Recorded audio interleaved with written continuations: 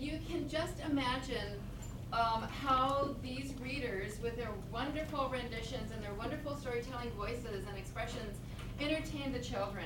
They are engaged. Sometimes the student readers have gone up on stage and read the stories after they've been modeled. Oh, excuse me. And they just have a wonderful time when they go out in the community, and the children love hearing them, hearing the stories read to them in this fashion. The second half of the evening's entertainment that we're going to be presenting is selected readings from a full-length play that was written by Neil Simon.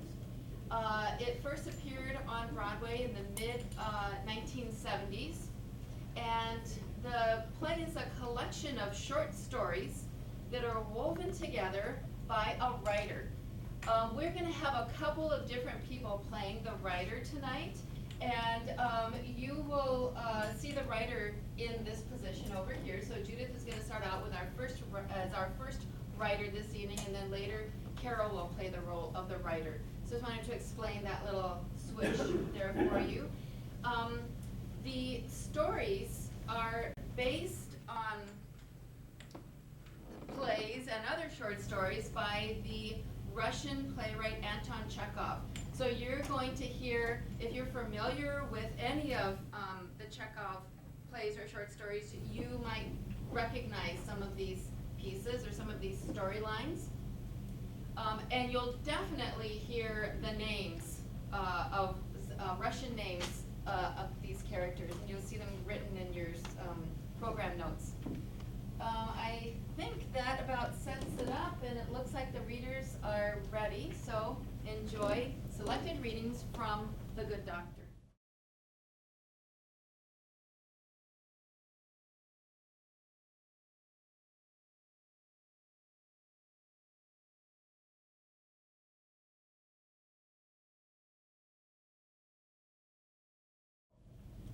It's quite all right. You're not disturbing me. I'd rather talk than work. Yet here I am, day after day, haunted by one thought. I must write. I must write. I must write. This is my study, the room which I write my stories. I built it myself, actually. I cut the timber and I fitted the logs. I made an awful mess of it, but I do my writing here at the desk of this room because the roof leaks directly over my head. And I moved the desk, but it covers a hole that I left on the floor. And the floor was built on the side of the hill, so in heavy rains, the room tends to slide downhill. Many's the day I've stood in this cabin and passed my neighbors standing in the road. Still, I'm happy here, although I don't get enough visitors to suit me. People tend to shy away from writers. They assume we're always busy thinking. Not true. Even my dear, sweet mother doesn't like to disturb me, so she always tiptoes here and leaves my food outside the door. I haven't had a hot meal in years, but I've done a good deal of writing here. Perhaps too much. I look out the window and I think that life is passing me by at a furious rate, and so I ask myself the question, what force is there that compels me to write so incessantly, day after day, page after page, story after story? And the answer is quite simple. I have no choice. I am a writer. Sometimes I think I may be mad.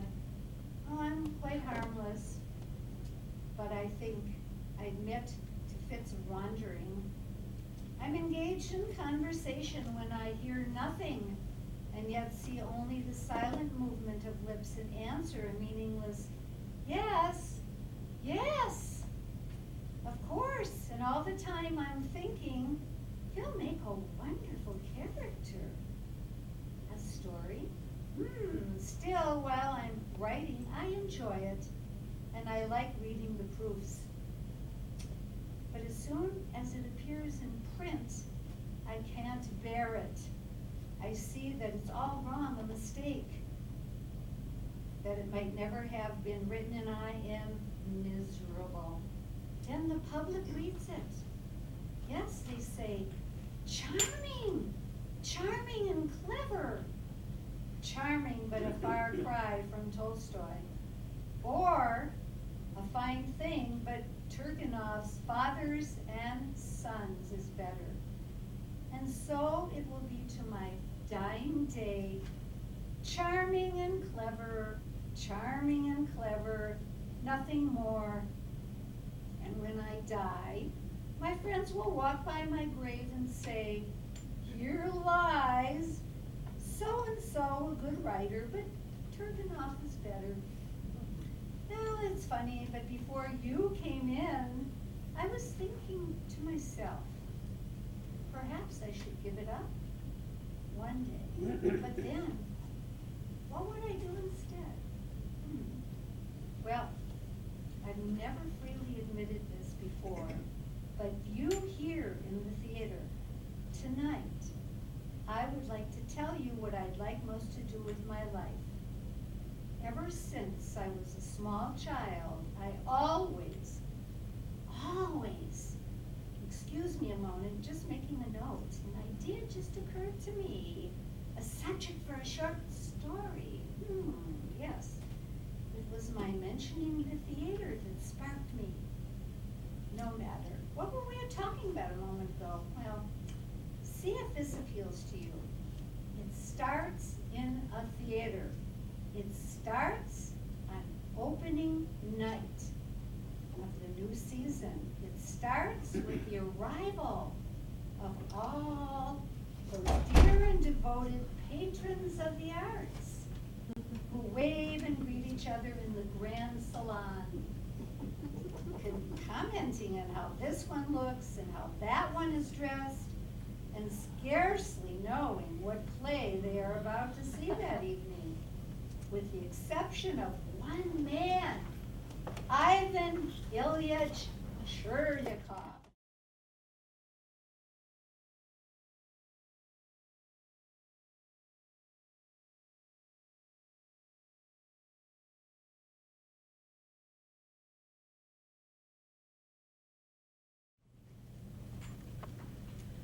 If Ivan Ilyich Churyakov, a civil servant, a clerk in the Ministry of Public Parks, had any passion in life at all, it was the theater.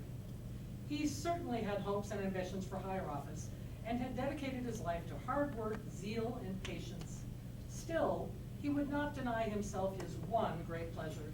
So he purchased 2 tickets in the very best section of the theater for the opening night performance of Rostov's The Bearded Countess. As fortune would have it, into the theater that night came his respected superior, General Mikhail Razilov, the Minister of Public Parks himself. Good evening, General. Good evening. Yes, good evening. Permit me, sir. I am Churyakov, Ivan Ilyich. This is a great honor for me, sir. Yes. Like yourself, dear General, I too serve the Ministry of Public Parks.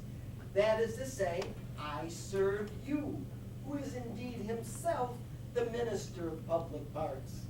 I am the Assistant Chief Clerk in the Department of Trees and Bushes.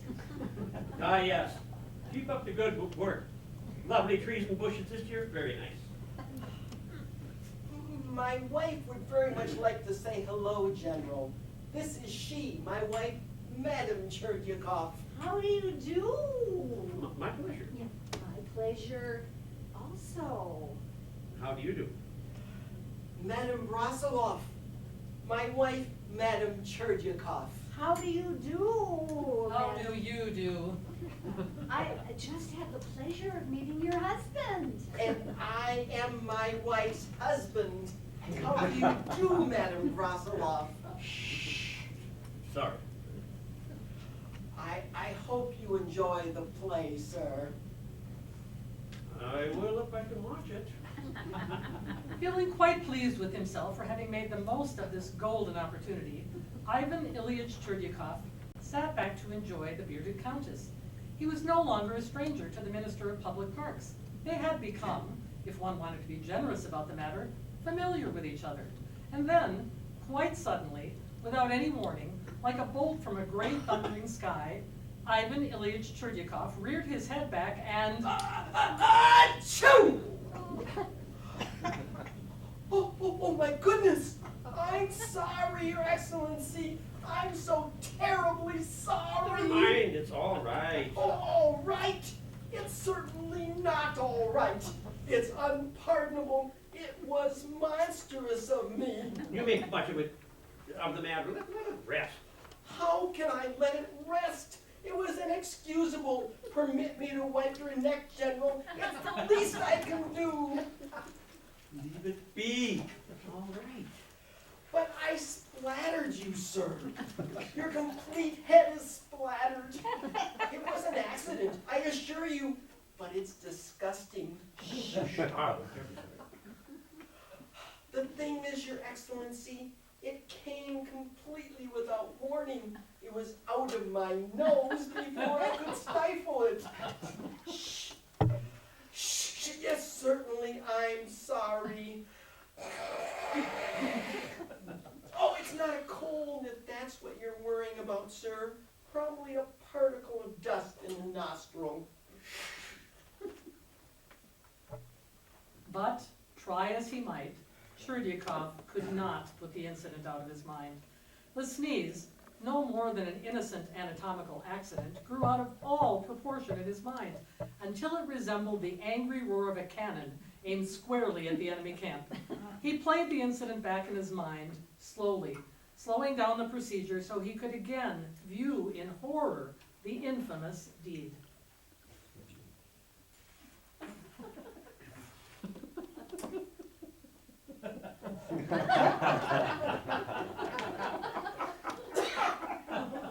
Oh, the play was charming, darling. Yeah, charming. Play See- charming. I found it utterly charming. Yes, my dear. I was completely charmed by it. Excuse me, Your Excellency. Tapping. Somebody's tapping me. What is the tapping? I'm tapping, sir. I'm the tapper. Cherdyakov. Stand back, dear, it's the sneezer. No, it's all right. I'm all sneezed out. I was just concerned about your going out into the night air with a damp head. Oh. It was a trifle, a mere faux pas. Forget it, young man. Amusing play, don't you think? Did you find it amusing? Amusing? Oh my goodness, yes. So true. I haven't laughed as much in years. Which part interested you the most? The sneeze. When I sneezed on you. It was unforgivable, sir. Forget it, young man. Come, my dear. Looks like rain. I don't want to get my head wet. You shouldn't let people sneeze on you, dear. You are not to be sneezed at. I'm ruined. Ruined. He'll have me fired from trees and bushes. They'll send me down to branches and twigs. Ivan, What? you mustn't let it concern you. It was just a harmless little sneeze. The general's probably forgotten all about it. Do you really think so? No, I'm scared, Ivan. And so they walked home in despair. Perhaps I should send him a nice gift. Maybe some Turkish towels. Cherdyakov's once promising career had literally been blown away.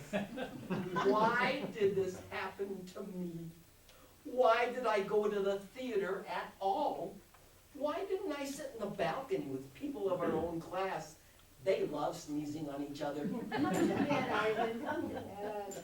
Perhaps if I were to call on the general and explain matters again, but in such a charming, honest, and self-effacing manner, he would have no choice but to forgive me. Maybe it's best to not remind him at all. Oh, no. If I ever expect to become a gentleman, I must behave like one. And so the morning came. It so happened this was the day the general listened to petitions. And since there were 50 or 60 petitions ahead of Cherdyakov, He waited from morning until late afternoon.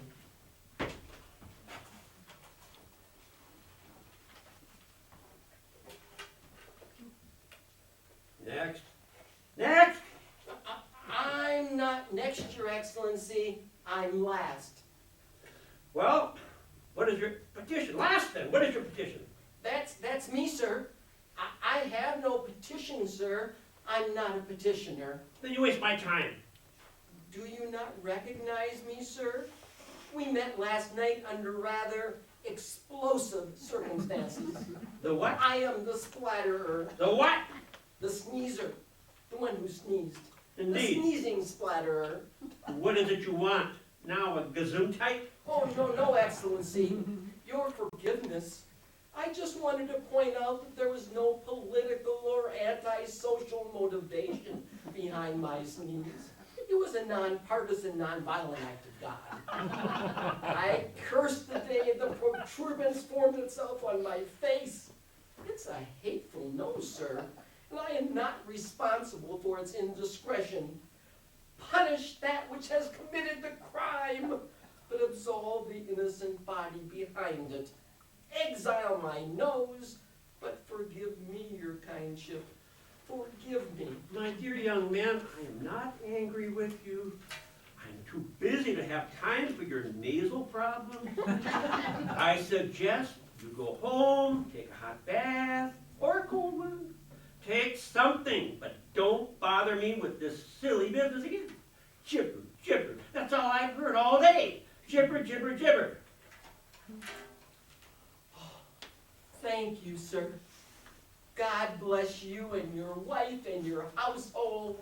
May your days be sweet. May your nights be better than your days. The feeling of relief that came over Cherdyakov was enormous. May the birds sing in the morning at your window, and may the coffee in your cup be strong and hot. The weight of the burden that was lifted was inestimable. I worship the chair you sit on and the uniform you wear that sits on the chair that I worship. He walked home singing and whistling like a lark. Life was surely a marvel, a joy, a heavenly paradise. Oh God, I am so happy. And yet, when he arrived home, he began to think. Have I been the butt of a cruel and thoughtless joke? Had the minister toyed with him? If he had no intention of punishing me, why did he torment me so unmercifully? If the sneeze meant so little to the minister, why did he deliberately cause Cherdyakov to writhe in his bed? To twist in agony the entire night? Cherdyakov was furious. I am furious! He foamed and fumed and paced the night through, and in the morning he called out to his wife, "Sonia! Sonia! I have been humiliated. You, Ivan? Who would humiliate you? You're such a kind and generous person. Who? I'll tell you who. General Brasiloff, the Minister of Public Parks. What did he do? The swine. I was humiliated in such a subtle fashion, it was almost indiscernible. The man's cunning is equal only to his cruelty. He practically forced me to come to his office to grovel and beg on my knees. I was reduced to a gibbering idiot. You were that reduced? I must go back and tell him what I think of him. The lower classes must speak up. The world must be made safe so that men of all nations and creeds, regardless of color or religion, will be free to sneeze on their superiors. It is he who will be humiliated by I. And so, the next morning, Cherdyakov came to humiliate he. Last!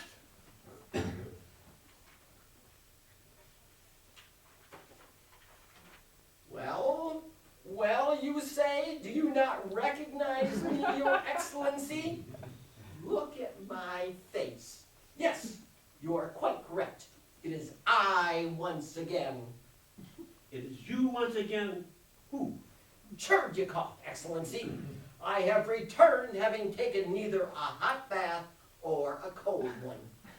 Who let this filthy man in? What is it? What is it? What is it, you ask? You sit there behind your desk and ask, what is it? You sit there in your lofty position as General and Minister of Public Parks, a member in high standing among the upper class, and ask me, a lowly civil servant, what is it? You sit there with full knowledge that there is no equality in this life, that there are those who serve us, there are those of us who serve and those that are served, those of us that obey and those that are obeyed, those of us who bow and those that are bowed to, that in this life certain events take place that cause some of us to be humiliated and those that are the cause of that humiliation. And still you ask, what is it? What is it? Don't stand there gibbering like an idiot. What do you want? I'll tell you what I want. I wanted to apologize again for sneezing on you. Wasn't sure I made it clear it was an accident. An accident, I assure you. Out. Out, you idiot! Fool! Imbecile! Get out of my sight. I never want to see you again. If you ever cross my line of vision, I will have you exiled forever. What's your name? Turn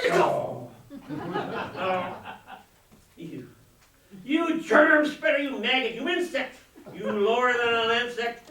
You are the second cousin to a cockroach. The son-in-law of a bedbug. You are the nephew of a ringworm. You are nothing. Do you hear me? Nothing! At that moment, something broke loose inside of Cherdyakov. Something so deep and vital, so organic, that the damage that was done seemed irreparable. Something drained from him that can only be described as the very life force itself. The matter was over, for once, for all, forever.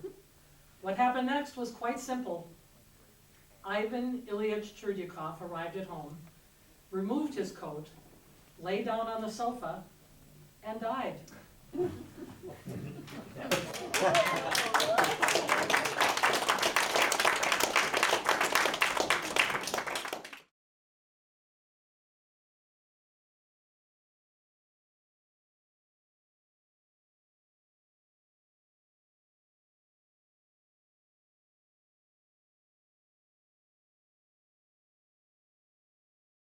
Peter Semyonich was the greatest seducer of other men's wives that I have ever met.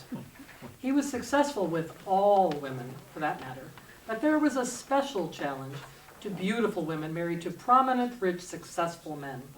I could never do him justice, so let him tell you in his own words. If I do say so myself, I am the greatest seducer of other men's wives that I've ever met.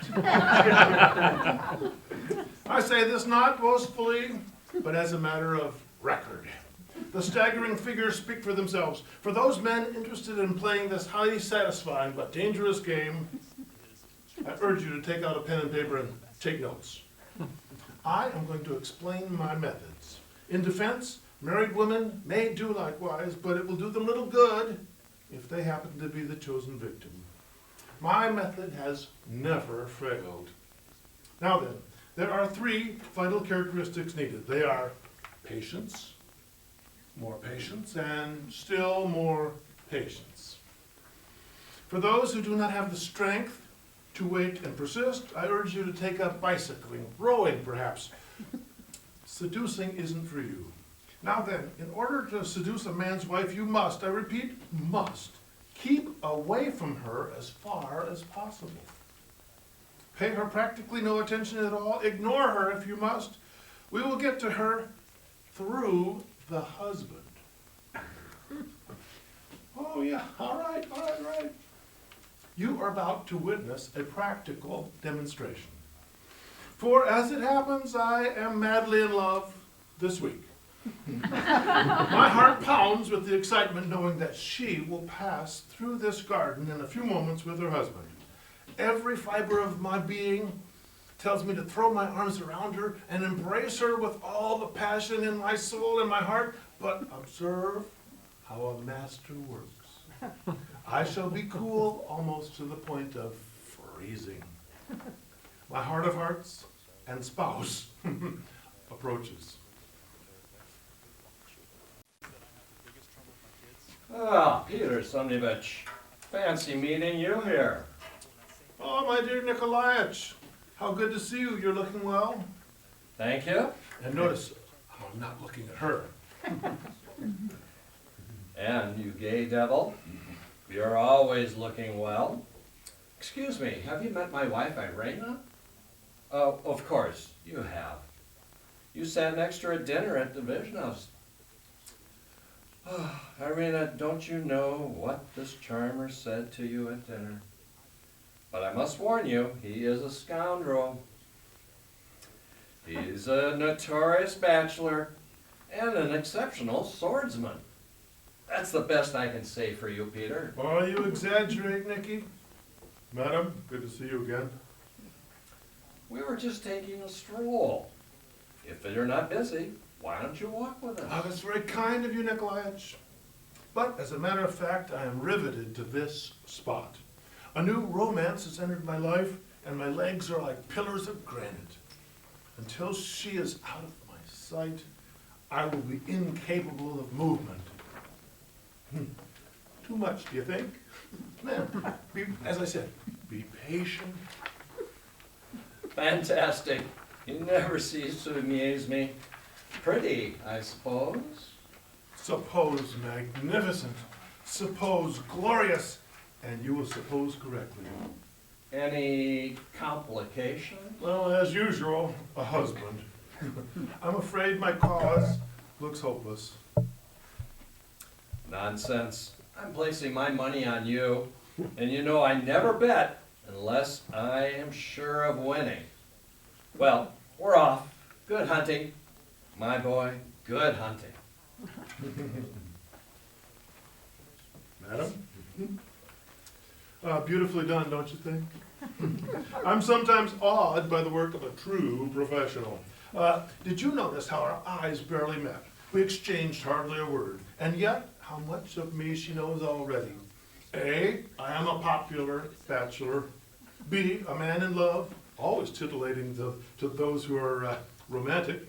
C, a gifted swordsman, a nice contrast to her sedentary husband. And D, what's most important, a dangerous man with the ladies.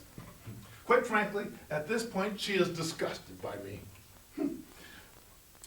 A, because I'm a braggart and a scoundrel. B, because I am shamelessly frank as to my intentions. And C, because she thinks I'm not the one. She thinks that she's not the one I'm interested in. Forgive me if I'm a bit overcome by my own deviousness. By the way, are you getting all this down? If it gets tricky from here on. Now, the next step, hypnosis. Not hypnosis with the eyes, but with the poison of the tongue, much like a venomous snake moving in for the kill. And what's more, the best channel is the husband himself. Witness as I accidentally run into him at the club. Peter, you're looking glum. I take it your pursuit isn't going well? Is it that obvious? I'm doomed, Nicky. I'm doomed. I haven't seen her since I last met you and your dear wife. I sleep little and eat less. I've had all my shirt collars taken in half an inch. And Nicky, why do I waste my valuable time and my youth chasing women I can never truly call my own? How I envy you. Me? Oh, what's there about me that you envy? Well, your marriage, of course. A charming woman, your wife, let me tell you. Really? What is there about her that fascinates you so? Her grace, her charm, her quiet charm, everything. But mostly it's the way she looks at you. Nicky, if only someone would look at me that way, with such adoring, loving eyes, it must send quivers through your body. Quivers? Not really. A tingle, perhaps? Don't tell me you don't tingle when she looks at you. Of course. By all means, I tingle all the time. She's such an ideal woman, Nicky. Believe that from a lonely bachelor and be glad that fate gave you a wife like that. Perhaps fate will be kind to you, too. That's what I'm counting on. Oh, good heavens. I'm late for my doctor's appointment. What's he treating you for? Melancholia. Please say hello to your extraordinary wife, but I urge you not to repeat our conversation. It might embarrass her fragile sensitivities. Where, oh, where is the woman for me? Oh, I know where. The question is how soon she'll be mine. There is still work to be done, but not by me. That task falls to my aide and accomplice. Oh, by the way, I saw Peter Semyonich today. Oh, by the way, I saw Peter Semyonich today. Who? Peter Semyonich, the bachelor. We met him in the gardens last week. Yeah, that attractive fellow. You remember? I remember what a loathsome man he is.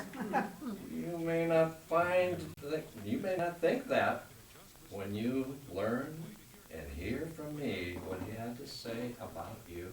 That nothing that braggart has to say would interest me. Well, he spoke most enthusiastically about you.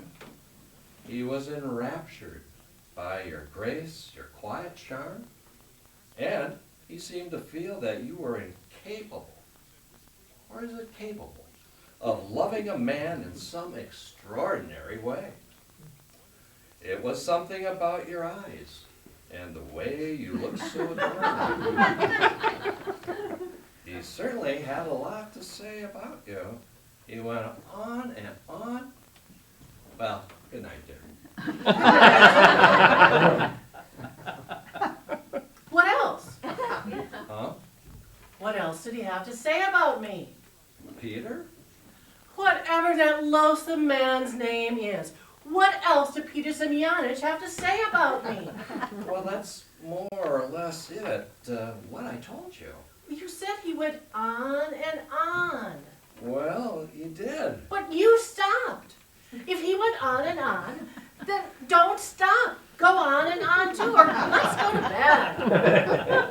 Well, he said how much he envied me, how much he wanted someone to look at him the way you look at me. How does he know how I look at you? Well, that day in the gardens. He must have been looking at you when you were looking at me and sent a tingle all through my body. The way I looked at you? Exactly, my precious. But you were looking at him, so you couldn't have seen how I was looking at you. As a matter of fact, I was looking at the flowers, trying to avoid, because he made me so nervous the way he was avoiding looking at me. You must have tingled for some other reason. It's getting rather confusing. The point is, he found you fascinating. I thought it would please you. Well, it doesn't. I'd rather you didn't tell me such stories. Are you planning on seeing him again soon? Tomorrow, for lunch. Well, I would rather not be discussed over lunch. Tell him that. And at dinner, you can tell me what he said. Good night. Good night, my angel. Good night, my love. I'm spellbound by my own powers. I succeeded not only in piquing her interest, but in causing her heart to flutter at the mention of my name. The same man she called loathsome 2 minutes ago. All this was accomplished, mind you, while I was at home taking a pine-scented bath. Luncheon the next day was not only nourishing, but productive. By the way, old man, I saw Nekrasov yesterday. The artist? It seems he's been commissioned by some wealthy prince to paint the head of a typical Russian beauty.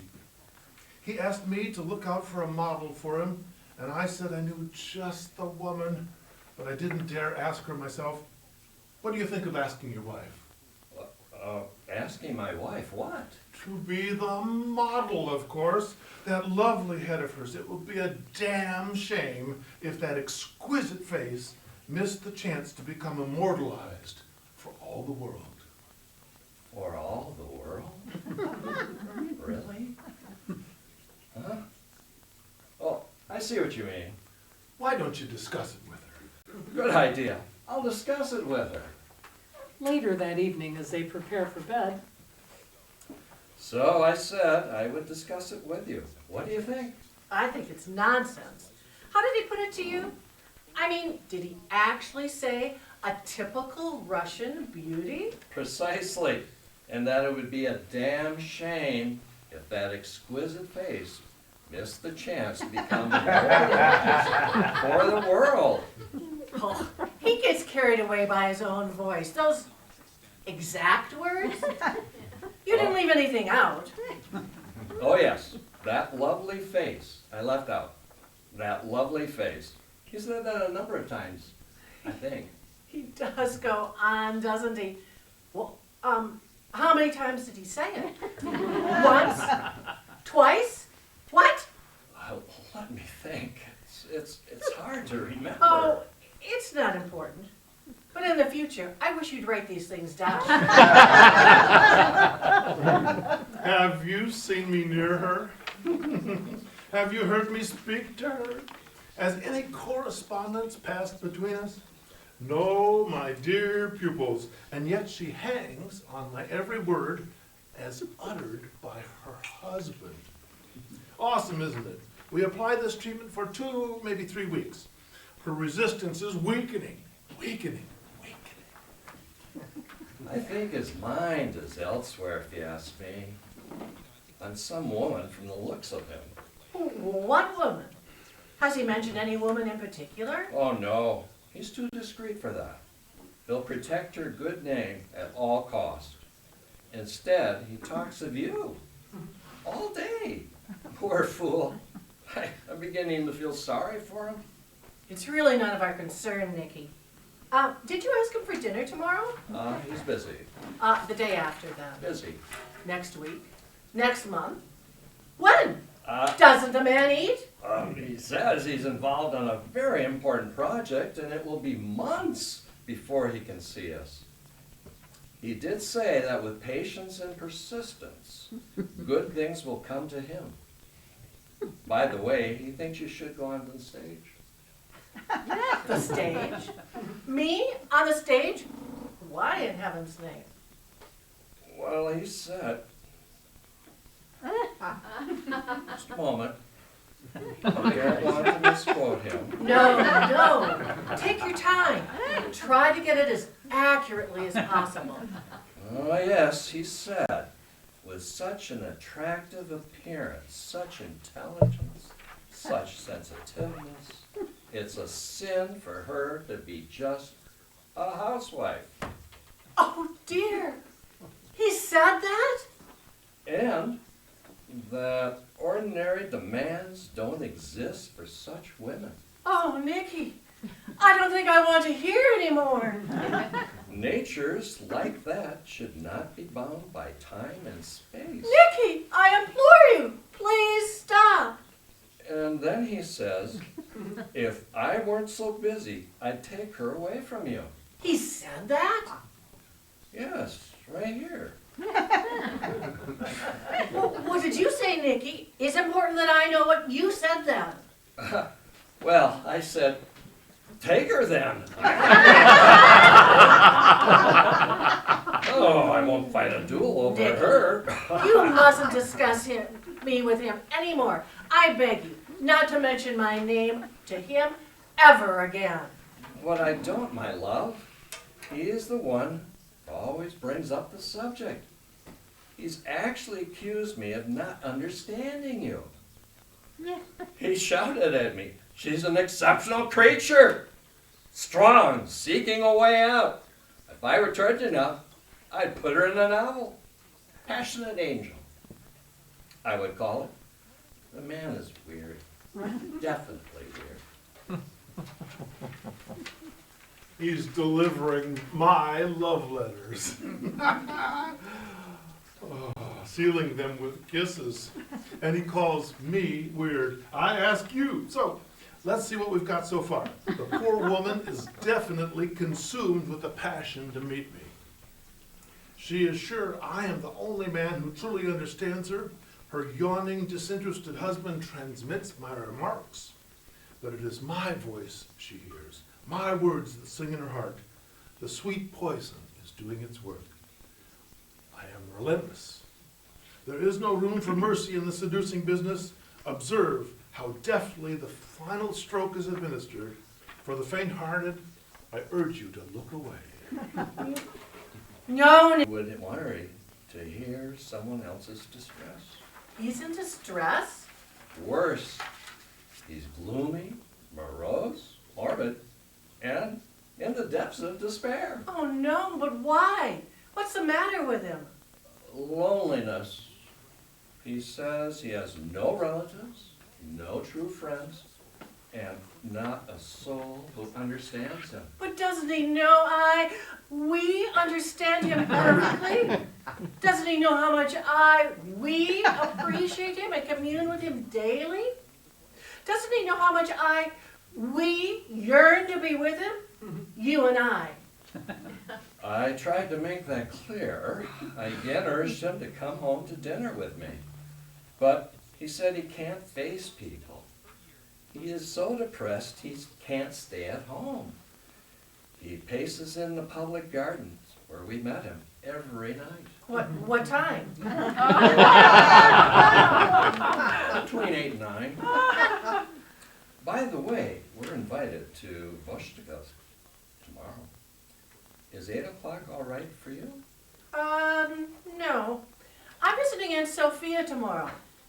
She's ill. I'll be there at 9, or a little after. Please, no applause. I couldn't have done it alone. I share that honor with my good friend and collaborator, her husband. He wooed her so successfully that there is no carriage fast enough for her to be in my arms. She'll run all the way. Now observe.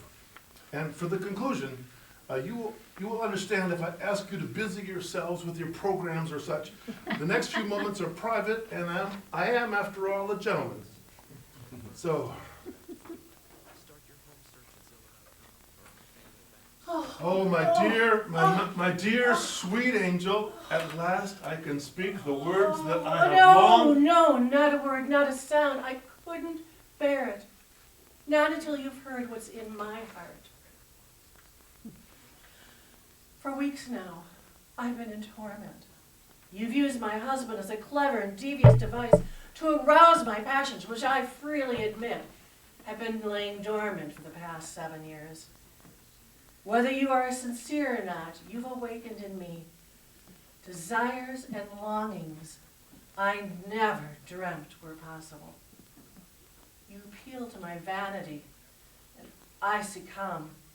You bestir my thoughts of untold pleasures, and I weaken. You attack my every vulnerability, and I succumb. Oh, I am here, Peter Semyonovich, if you want me. But please, wait. Let me add this. I love my husband dearly. He's not a passionate man, nor remotely romantic. Our life together reaches neither the heights of ecstasy nor the depths of agony. We have an even marriage, moderate, comfortable, and accepting this condition and the full measure of the knowledge of his devoted love, I've been happy. I come to you now knowing that once you take me in your arms, my marriage and my life with Nicky will be forever gone. I'm too weak and too selfish to make the choice. I rely on your strength of character. The option is yours, my dear Peter. Whichever one you choose will make me both miserable and eternally grateful. I beg of you not to use me as an amusement, although even with that knowledge, I would not refuse you. I am yours to do as you will, Peter Semyonovich. If you want me, hold out your arms now and I will come to you. But if you love me, turn your back and I will leave, never to see or speak with you again. The choice, my dearest, sweetest love of my life, is yours. I await your decision.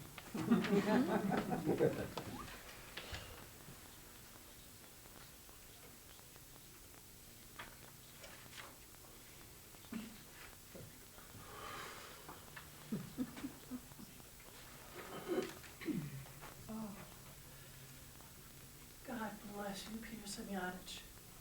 I hope life brings you the happiness you have just brought me.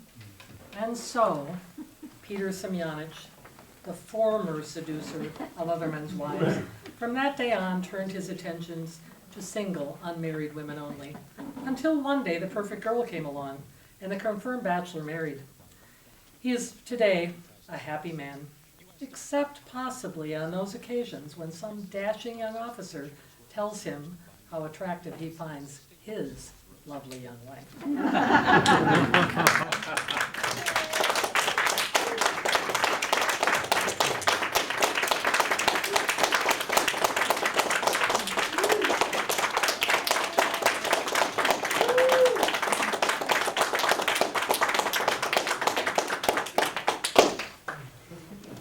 Thank you all for coming this evening.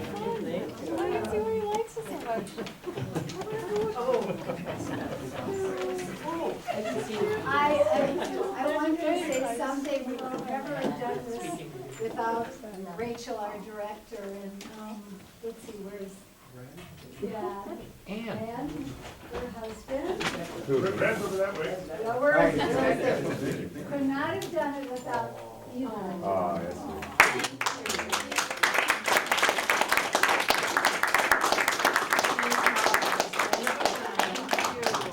Yeah, put up with us. Oh my gosh, such torture as you can see. This is the most wonderfully talented, genuinely warm and friendly group of talented performers I have had the opportunity to work with.